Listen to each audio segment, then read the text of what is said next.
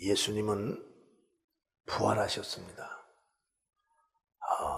부활이라는 것은 다시 살아나셨다는 거예요. 다시 살아나셨다.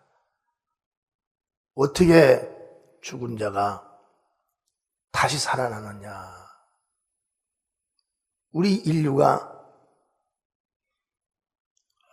예수님이 오시기 전에는 누구 하나 육체가 죽었다가 영이 살아날 수 있는 어느 한 사람도 없었습니다. 근데 예수님께서 이 땅에 오신 것은 사망의 영으로 죽어서 사망의 부활로 일어나는 그 영혼들을 생명의 부활로 다시 살아날 수 있도록 그 일을 하시기 위해서 바로 예수님이 오셨고 죽었다가 예수님이 살아나신 겁니다. 신약 성경 고린도전서 15장 23절에 보면 그러나 각각 자기 차례대로 되리니 먼저는 첫 열매인 그리스도요 다음에는 그리스도 강림하실 때에 그에게 붙은 자요 그랬습니다. 사망의 부활은 예수 그리스도가 오시기 전에도 모든 사람이 자기 죄로 인하여 원죄로 인하여 다 죽으면 그들의 영혼은 다 사망의 부활로 다 부활합니다. 사망은 하나님의 심판을 받는 것이요 하나님의 저주를 받은 자들이 다 들어가서 영원토록 거기서 형벌을 받아야 되는 감옥소입니다. 누구든지 그 사망의 부활에서 빠져나갈 자가 없어요. 세상의 감옥은 어떻게 허점을 찾아서 탈옥도 할 수 있지만 영혼의 세계는 한 번 생명이 없는 영혼으로 저주받은 영혼으로 심판받은 영혼으로 부활하면 그 영혼은 빠져나갈 길이 없습니다. 그래서 태어나면 자기 죄 원죄와 자기 자범죄를 가지고 그들이 죽었어요.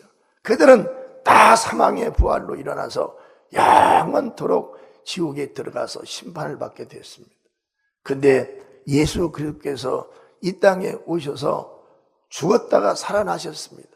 그 부활이라는 건 사망의 부활이 아니라 생명의 부활이라는 거예요. 이제 예수 안에서 오직 죽은 영혼이 살아날 수 있는 이런 하나님 아버지의 크신 은총의 획기적인 사랑을 우리 인간들이 받을 수가 있는 것입니다. 생명의 부활은 이 세상에는 존재하지 않았습니다. 오직 생명의 부활은 이 세계에 있을 수도 없습니다.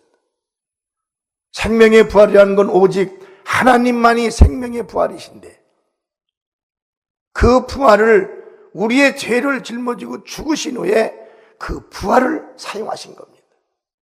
그래서 우리는 그 예수를 믿으면 모두가 예수의 생명을 얻게 되고 그리고 우리 영혼은 육체는 죽었다가 우리 영혼들은 다 살아나서 부활의 생명의 영이 있는 그 하늘나라에 가서 아들의 나라에 가서 다 살게 되기 시작한 거예요. 아멘. 그래서 우리는 하나님과의 조화가 돼야 되는데 이 조화가 되려면 우리는 바로 예수의 생명을 소유해야 되는 겁니다. 그 생명은 예수를 믿으면 예수의 말씀에 순종하면 그 생명이 임하게 되어 있는 거예요. 예수님은 살아나셨습니다. 또 약속대로 그 예수께서는 살아나신 거예요. 약속 없이 예수가 일을 하신 게 아니라 꼭 약속하신 대로 다 일을 하셨습니다.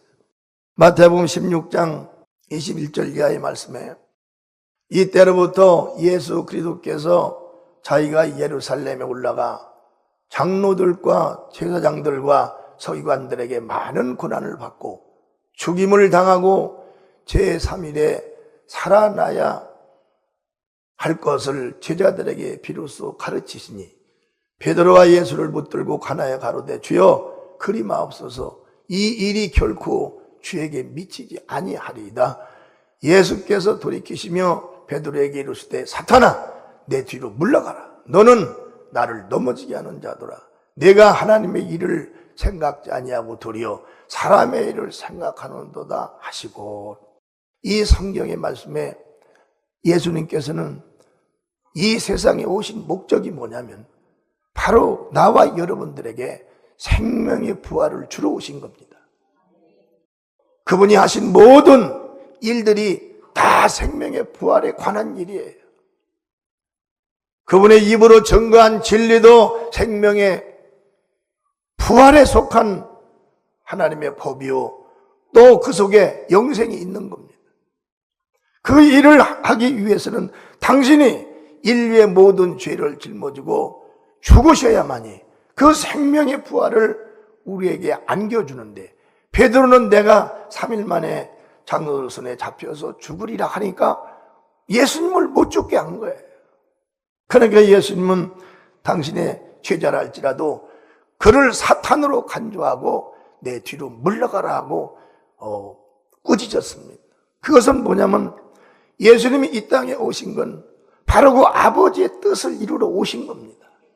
그 뜻이 뭐냐면 예수 그리스도가 인류의 죄를 짊어지고 죽고 살아남으로 모든 인류가 예수 안에서 영원한 영생을 얻는다는 것이에요. 얼마나 하나님 아버지께서도 당신의 뜻을 이루기 위하여 그 독생하신 하나님의 아들을 세상에 보내셨고, 또 아들은 아버지의 뜻을 이루어드리기 위해서 이 세상에서 죽기로 작정하고 왔는데, 그걸 인간이 모르고서 인간이 그러지 말라고 말렸을 때 예수님은 제자라 할지라도 사탄이라고 그를 아주 강하게 책망을 했습니다. 우리는 예수님께서 나와 여러분을 사랑하심이 얼마나 크며, 하나님 아버지께서 나와 여러분들을 사랑하심이 얼마나 큰 것을 우리가 예수 그리스도께서 죽으셨다가 살아난 걸 보면, 알면 그걸 깨닫게 됩니다. 고린도전서 15장 3절서 8절에 보면 내가 받은 것은 먼저 너희에게 전하였노니 이는 성경대로 그리스도께서 우리 죄를 위하여 죽으시고 장사 지낸 바 되었다가 성경대로 사흘 만에 다시 살아나사 게바에게 보이시고 후에 12 제자에게와 그 500여 형제에게 일시에 보이셨나니 그 중에 지금까지 태반이나 살아있고 어떤 이는 잠들었으며 그 후에 야고보에게 보이셨으며 그 후에 모든 사도에게와 맨 나중에 만삭되지 못하여 난 자 같은 내게도 보이셨느니라. 아멘. 이때에도 이 제자들에게도 죽었다가 부활하셔서 이렇게 많이 그 예수를 만났습니다. 나도 나 같은 죄인도 그 예수를 보았습니다. 수도 없는 종들이 예수를 만나고 예수로부터의 이 명령을 받고 사명을 받고 그들이 자기의 일생을 다 주신 사명 위에서 사용하고 지금도 있습니다. 그들은 흐트러지지 않습니다. 그들은 망설이지 않습니다. 그들은 주저하지 않습니다. 그들은 멈추지 않습니다.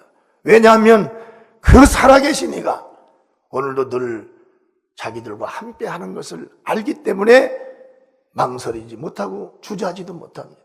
어디든지 가라면 가야 되는 것이 바로 그 주님을 만난 자들의 그 사명이요, 그 힘인 것입니다. 그리고 또 믿음이라는 거예요.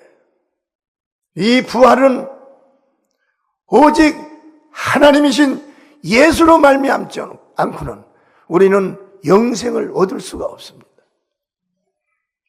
그래서 예수님께서 살아나심으로 또한 후약의 약속이 다 이루어진 것입니다.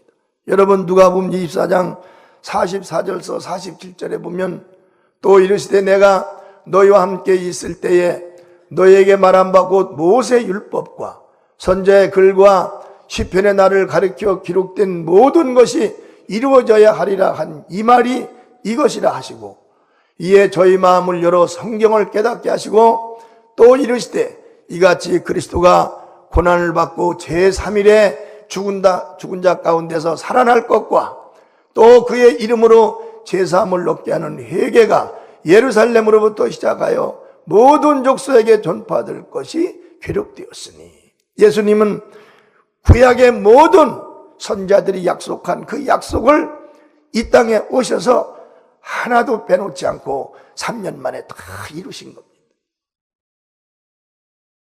예수님의 사심을 보면 3년 동안에 1500년 동안 기록한 구약의 약속들을 3년간의 밤낮으로 다 이루신 거예요.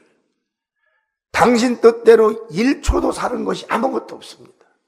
아버지의 뜻대로, 아버지가 구약의 선자를 통해서 약속하신 그 약속을 이루시기 위해서 예수님은 이 땅에 오셔서 33년간을 살았는데 1년에 걸쳐서 3년에 걸쳐서 예수님은 그걸 다 이루신 거예요. 아멘. 요한복음 19장 30절에 보면 예수께서 신 포도주를 받으신 후 가라사대 다 이루었도다 하시고 머리를 숙이고 영원히 돌아가시니라. 예수님께서 하나님의 아들이라는 걸 누구든지 알고 믿었으면 그때 예수께서 마지막 목말라 하실 때 누가 쉬어버린 포도주를 갖다 드렸겠어요? 맛있고 깔끔하고 정말 시원한 그 포도주를 갖다 주었을 것입니다. 드렸을 것입니다. 근데 예수가 하나님의 아들이라는 걸 인정하는 사람이 없었어요. 죽는 것을 제자들도 원치를 안 했으니까요. 그런 예수가, 그런 하나님이 마지막에 인간들에게 목이 마르다 했을 때 지금 같으면 날에도 뛰어들어가서 가장 맛있는 포도주를 갖다 드렸을 거예요. 그때 포도주는 음료수였습니다. 그때 예수님은 그런 포도주가 아니라 쉬어져 버린 신맛이 나는 포도주를 갖다 주었어도 예수께서는 말하지 않고 고개를 저으시면서 돌아가신 거예요. 우리 인간은 예수님이 마지막 돌아가시는 순간까지 예수님의 마음을 1%도 깨닫고 깨달아서 그분에게 마음을 다하여 믿음으로 드린 것이 아무것도 없습니다.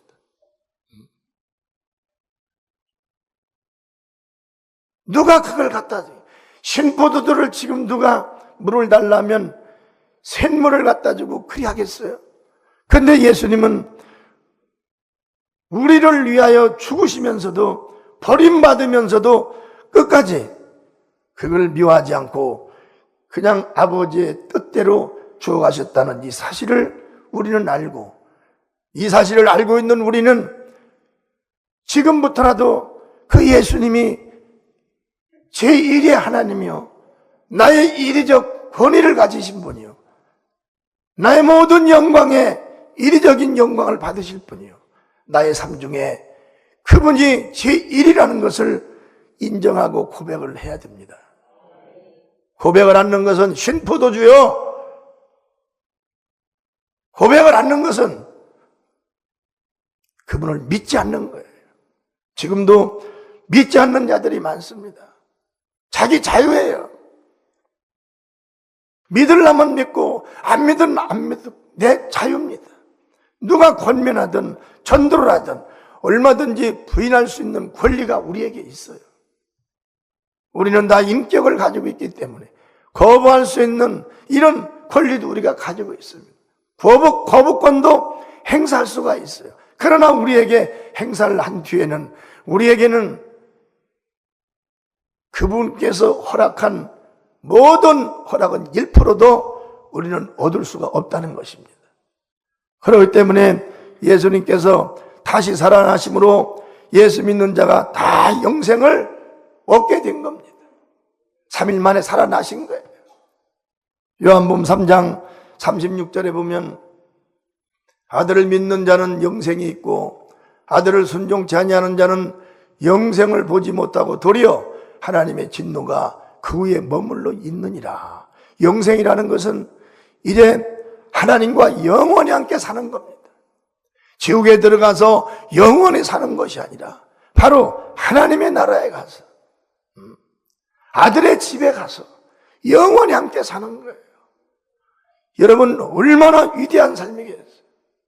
세상에서도 자기 집 한 채만 사도 그 집에서 사는 삶이 얼마나 행복하다고 난리를 칩니까? 집을 두 채만 가지면 얼마나 교만해집니까? 집이 큰 집에 살면 얼마나 교만합니까? 그런 교만은, 그런 자랑은 순식간에 끊어져 버릴 수도 있어요.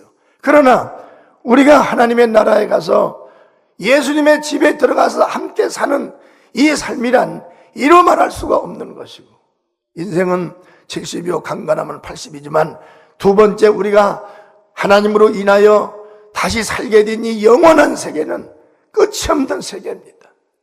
그 끝이 없는 세계, 하나님의 아들의 집에 가서 예수님이 보좌에 앉아 계신 그 집에 가서 바로 우리가 예수님과 함께 천사들의 수중을 받으며 거기서 산다는 이 영광은 감당할 수 없는 영광입니다. 그것을 알기 때문에, 그것이 내 안에 믿음이 되었기 때문에, 그것이 내 삶의 현실에 증거할 수 있는 증거가 되었기 때문에 예수의 생명을 얻은 자들이 모두가 다 오늘의 삶도 그 예수 그리스도가 나의 인위적인 지배자의 삶을 살리라, 그런 기도를 하고 그런 믿음을 갖고 시작을 하는 겁니다. 사도행전 16장 31절에도 가로되 주 예수를 믿으라, 그리하면 너와 내 집이 구원을 얻으리라 하고, 예수를 믿으면 내가 죽지 않고 다시 살아난다는 겁니다. 내 육체는 죽을지라도 내 영혼은 살아난다는 거예요. 예수를 믿지 않으면 내 육체가 죽고 내 영혼도 같이 죽어버린다는 겁니다. 영생이 없는, 소망이 없는 마지막인 거예요. 이 영생을 주기 위하여 예수께서 이 땅에 오신 거예요. 아버지와 영원히 함께 살게 하시기 위해서 예수가 이 땅에 오신 것입니다. 예수는 우리에게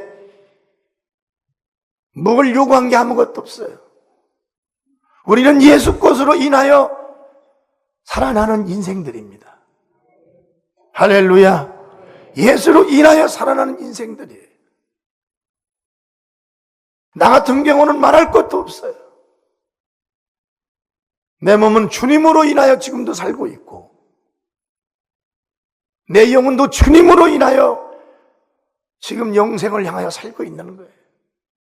내 마음과 생각과 나의 모든 입술의 고백이 예수로 인하여 완전히 바뀌어졌고 살아나는 겁니다.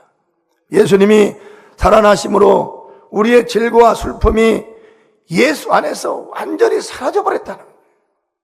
질고라는 것은 감당할 수 없는 고통입니다. 아픔입니다. 그런 것들이, 슬픔이 예수가 짊어지고 없애버렸기 때문에 우리는 예수 안에서 고통과 슬픔 안에서 자유를 얻을 수가 있다는 거예요. 여러분, 우리 성도들은 많이 느꼈을 것입니다. 여러분들이 정말 해결할 수 없는 이런 고통과 이런 슬픔이 여러분들에게 다가왔을 때 내 마음속에 기쁨이라는 건 불가능이었지만 주님께 기도하고 통곡하며 도움을 요청하며 주님께 바랬을 때, 때로는 금식도 하고 했을 때 금식이 끝난 후에 하나님이 나에게 주시는 기쁨은 이루 말할 수가 없었고, 하나님이 나에게 주는 할 수 있다는 소망은 이루 말할 수가 없이 강했어요. 여러분도 다 마찬가지였을 거예요. 이사야 53장 4절에서 5절에 보면, 우리 큰 소리로 압도합니다. 시작. 그는 실로 우리의 질고를 지고 우리의 슬픔을 당하였거늘 우리는 생각하기를 그는 징벌을 받아서 하나님에게 맞으며 고난을 당한다 하였노라. 그가 찔림은 우리의 허물을 인하며 그가 상함은 우리의 죄악을 인함이라. 그가 징계를 받음으로 우리가 평화를 누리고 그가 채찍에 맞음으로 우리가 나음을 입었도다. 여러분, 예수님께서 무슨 잘못이 있어서 창에 옆구리를 찔립니까? 그때 창에 옆구리를 찔린다는 것은 중재인 살인범들이나 창에 옆구리를 찔렸어요. 예수님께서 무슨 죄가 있는 거예요? 예수님께서 창에 옆구리를 찔린 건 우리의 실수와 허물이 그렇게 많기 때문에, 실수와 허물 때문에 예수님이 창에 옆구리를 찔렸습니다. 우리는 실수를 그렇게 크게 여기지 않습니다. 그리고 나의 잘못된 허물을 그렇게 크게 여기지 않습니다. 그런데 하나님 앞에는 실수와 허물이 그렇게 크다는 것입니다. 하나님이 옆구리를 내주고 옆구리를 노마 병정이 창을 가지고 찔러서 물과 피를 빼낼 정도로의 하나님 앞에는 큰 실수와 허물이었다는 거예요. 예수님은 하나님이나 당신에겐 죄가 없어요. 그분은 본래 죄가 없는 분입니다. 악이 없는 분이에요. 그분이 잘못한 건 아무것도 없어요. 다 우리를 위해서, 아버지의 뜻 안에서 우리를 살리기 위해서, 우리를 위해서 그 고난을 다 받은 겁니다. 그가 죽으면 무엇 때문에 죽었습니까? 물과 피를 다 쏟고 죽는 이유가 무엇 때문에 죽었냐는 거예요. 그분은 죽는 분이 아니에요. 그분은 영원히 살아계신 분입니다. 그러나 그분은 영으로 만들어진 육체지만 그분이 죽었어요. 죽은 이유는 나와 여러분의 죄와 악 때문에 죽은 겁니다. 죄와 악이 믿지 않는 자들은 죄를 짓고 악을 범하고 가서 술 한잔 마시고 담배 2대 피면은 다 끝난 걸로 알아요. 그러나 죄와 악은 우리 마음에 붙어버리면, 죽어버리면 끝나지만, 죄와 악은 우리 육체 속에 들어있는 영원한 영혼에게 딱 들어붙는 겁니다. 영혼은 보이지도 않아요. 만질 수도 없어요. 느낄 수도 없어요. 죽은 영들은. 그 영혼의 죄 무얼로도 씻어 닦을 수도 없습니다. 비영성 비물질이기 때문에. 예수가 죽으신 것은 바로 해결할 수 없는 이 죄악을 해결하신 겁니다. 이제 너희는 예수 안에서 너의 죄를 고백하면 그 죄가 내 영혼에 들어붙기 전에 그 죄는 연기처럼 사라져버리는 거예요. 설령 지었던 죄라도 예수 앞에 회개를 하고 죄를 고백하면 사라져 없어져 버린 것이, 흔적도 없이 사라지고 없어져 버리는 것이. 그분은 억압을 당하실 분이 아니에요. 그분이 징계를 받을 분이 아닙니다. 그분은 하나님이에요. 하늘과 땅 아래 모든 피조를 창조하신 하나님이에요. 그분은 자유하신 분입니다. 지금도 어디나 다닐 수가 있어요. 예수님은 제자들과 함께 복음을 전하실 때도 바다를 걸어가셨습니다. 파도를 잠잠케 했어요. 바람을 스톱시켰어요. 그분은 신성과 인성으로 무엇이든지 하실 수가 있는 분이었어요. 그렇지만 그분이 신문을 받고 포송줄로 묶임에 끌려다니며 이런 억압을 당한 이유 하나는 우리에게 평화를 주기 위해서 그런 겁니다. 이 평화는 느껴본 사람들만 알아요.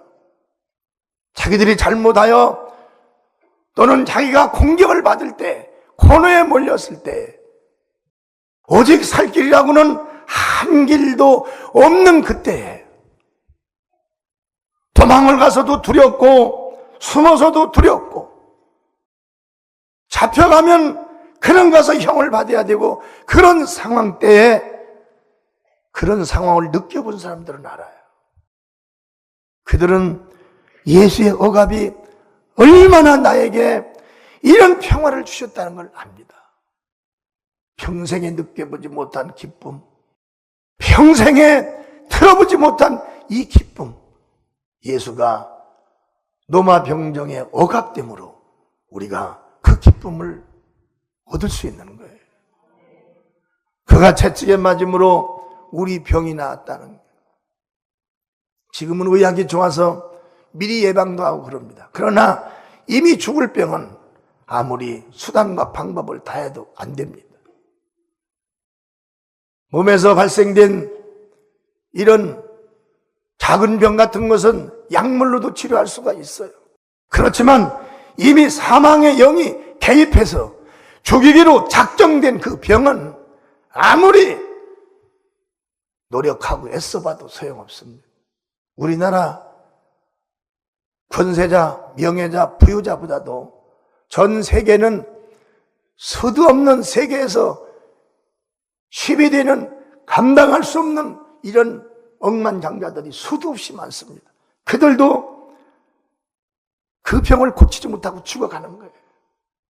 그러나 그런 병까지도 예수께서 고쳐주시기 위해서 채찍에 맞은 거죠. 아멘. 채찍에 맞은 겁니다. 노마 병정이 내리치는 채찍이 3m에 6m의 거리에 있는 파리 한 마리를 과죽 끈으로 만들어진 채찍의 끝에 납이 1온수씩 붙어 있는데 그 채찍에 한 번 한 번의 비명이 골고다 언덕에 울리고 그때마다 누구의 이름이 거기에 들어있냐면 내 이름이 들어있고 여러분들의 이름이 다 거기에 들어있는 거예요. 비명 한마디에. 그걸 수도 없이 맞은 겁니다. 그래도 그분은 고백하지 않아요. 나는 아무 죄가 없다. 이 죄는 저 남편만 그리고 여러분 개개인의 병, 죄 때문에 맞고 죽는 것이라고 하면 입을 안 여는 거예요. 병든 자가 있으면 예수께 나와서 고쳐달라고 기도하라는 겁니다. 아멘. 억압받아서 살 수 없는 사람이 있으면 예수께 나와서 해결을 해달라고 기도하라는 것입니다. 죄가 있으면 예수께 나와서 죄를 용서해달라고 기도하라는 거예요. 허물과 실수가 많으면 그걸 예수께 와서 기도하고 해결해달라고 하라는 거예요. 그걸 해주기 위하여 예수님은 이 땅에 오신 거예요. 은혜 주신 예수님께 감사의 박수를 드립니다. 할렐루야. 여러분, 우리를 위해서 그렇게 해줄 자가 누가 있어요? 육신의 부모도 나도 부모입니다. 내 자녀가 이렇게 해달라고 해도 난 못 해줘요. 아무도 해줄 부모가 없어요. 하나님은 영원한 아버지로서 최고의 아버지입니다. 아멘. 이런 아버지를 어디서 찾으며 이런 은혜를 주신 예수님을 어디서 찾겠어요? 누가 이 예수를 만난 자들이 예수의 다른 신을 생각이 날 수가 있겠어요? 더러운 영들을 내 영을 지옥으로 끌고 가려고 우는 사자처럼 덤비는 그런 영들을 감히 어떻게 예수 앞에 비교를 할 수가 있겠습니까? 사랑하는 우리 성도 여러분, 저는 예수님을 만나고 목사가 되었습니다. 내가 여러분들에게 해줄 수 있는 건 오직 하나님의 영원한 영생이고 예수 인하여 얻는 영생과 평화, 끝없이 사랑하고 끝없이 베푸시는 그분의 은혜, 나는 일평생 그걸 여러분에게도 전하고 지금 남아시아 가서도 우리 성도에게 전한 그걸 그대로 지금 전하고 있습니다.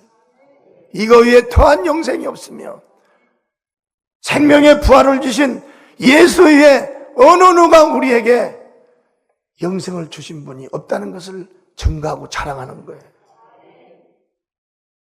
마태복음 11장 28절에도 수고하고 무거운 짐진 자들아 다 내게로 오라 내가 너희를 쉬게 하리라. 너희들이 세상에 사는 동안에 정말 많은 일들이 많고 무거운 일들도 많지만 모든 것이 너에게 무겁고 괴롭고 힘이 들면 너희는 다 내게서 와서 쉬라는 거예요. 29절에 보면 나는 마음이 온유하고 겸손하니 나의 멍에를 메고 내게 배우라.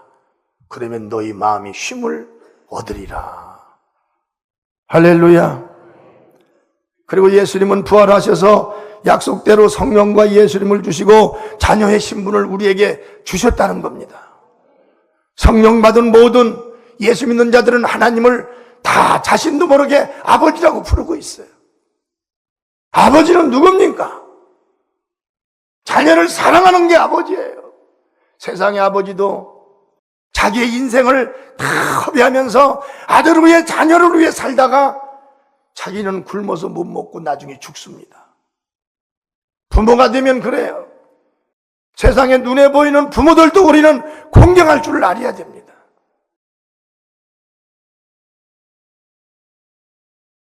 그러나 육의 부모들이 해줄 수 없는 거예요. 그걸 예수님은 해주신 거예요. 이제 부활까지도 우리에게 주셨고 또는 성령과 예수 이름을 우리에게 주셔서 이 땅에서 어디를 가든지 육체 사람은 우리가 하나님의 자녀인지를 몰라도 영들은 하나님의 자녀구나. 하나님의 아들이야. 사망의 영이 하나님의 자녀들을 바라보면 피합니다. 도망가는 거예요. 쫓겨나는 거예요. 이런 권세를 영육간에 하나님 아버지께서 예수를 통해 주셨다는 겁니다. 요한복음 14장 26절에 보면 보혜사 곧 아버지께서 내 이름으로 보내실 성령 그가 너희에게 모든 것을 가르치고 내가 너희에게 말한 모든 것을 생각나게 하시니라. 하나님 아버지 이름은 예수입니다. 그 예수의 이름으로 만물을 창조하셨어요. 그 예수의 이름이 멈춰있는 모든 걸 움직이게 하고 가는 걸 정지시킬 수 있는 권세가 바로 예수의 이름이 있는 거예요. 그 이름이 내 영혼에 들어있으면 내 영혼에 사는 것입니다. 그 이름이 있는 곳에는 자유함이 있는 거예요. 예수를 믿는 자는 영생을 얻어요. 죄가 용서받습니다. 우리 육체 밖에 있던 그 하나님의 이름 예수의 이름을 성령이 오셔서 가져오셔서 내 영 속에 들어오신 거예요. 하나님의 자녀의 영혼 속에는 이제 예수 이름이 있다는 겁니다. 그 이름은 만물을 심판할 수 있는 이름이에요. 권세입니다. 예수의 이름을 성령을 받으면 예수의 이름을 소유한 거예요. 내 영혼은 이제 내 이름에 있는 것이 아니라 성령 받은 자들은 하나님을 아버지라고 부르는 자들은 자기 영 속에 예수 이름이 있는 겁니다. 그 영은 심판에 들어갈 수가 없어요. 그 영은 세상에 흡수할 수도 없습니다. 이제 그 영은 예수 이름이 있기에 오직 이름을 가지신 하나님의 나라에 들어갈 수가 있는 거예요. 할렐루야. 이 큰 은혜를 주신 아버지께 감사의 박수를 드립니다. 요한복음 14장 16절에는 내가 아버지께 구하겠으니 그가 또 다른 부혜사를 너에게 주사 영원토록 너희와 함께 있게 하시리니. 하나님이신 성령도 이제 우리 안에 들어오셨고 성령이 아버지의 이름 예수의 이름을 가지고 오셔서 이제 우리는 고아가 아닙니다. 이제 우리는 나 혼자가 아니에요. 하나님의 자녀들은 자기 혼자가 아니라 자기 속에 진리로 인도해주고 가르쳐주시는, 그리고 생각나게 하시는 하나님이 와 계시다는 거예요. 이런 은총이 예수로부터 우리에게 오신 것입니다. 사랑하는 형제 여러분, 예수님의 부활의 영광을 돌리고 예수님을 만나는 그날까지 그분을 잊지 말고 그분을 사랑하고 의지하고 그분을 공경하는 저와 여러분 되기를 주의 이름으로 축원합니다.